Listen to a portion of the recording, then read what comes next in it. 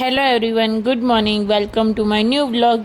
આજે હું સવારે ઉઠી ત્યારે બા મારા માટે ગાંઠિયા લઈને આવ્યા હતા. હું માંડલ લાવું એટલી વખત ગાંઠિયા મંગાવું જ છું ગરમ ગરમ.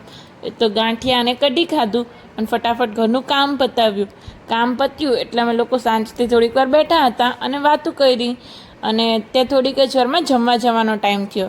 તો અમે લોકોએ પહેલાં માતાજીએ કર્યા દર્શન અને અહીંયા થોડીક વાર બેઠા અને પછી અમે સીધા આવી ગયા હતા વાડીમાં, કારણ કે આજે અમારે પ્રસાદ વાડીમાં લેવાનો હતો મંદિરની. તો અમે લોકોએ પ્રસાદી લીધી અને મને માતાજીનું જે વરાનું બટેકાનું શાક હોય ને એ સિરિયસલી બહુ જ ભાવે. તો જમીન આવ્યા પછી સૂઈ ગયા હતા થોડીક વાર. તો સાંજે અમે લોકોએ નક્કી કર્યું કે વણિન્દ્રધામ જવું છે.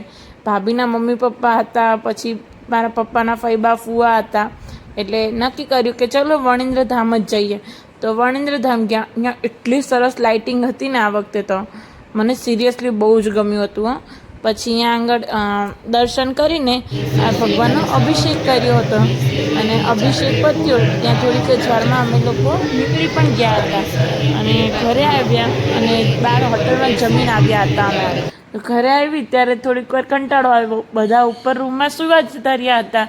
તો મેં થોડીક વાર બિગ બોસ ચાલુ કર્યું. બસ આજના દિવસ માટે આટલું જ. જો તમને મારા વ્લોગ જોવા ગમે તો like, share and subscribe my channel. Thank you, by.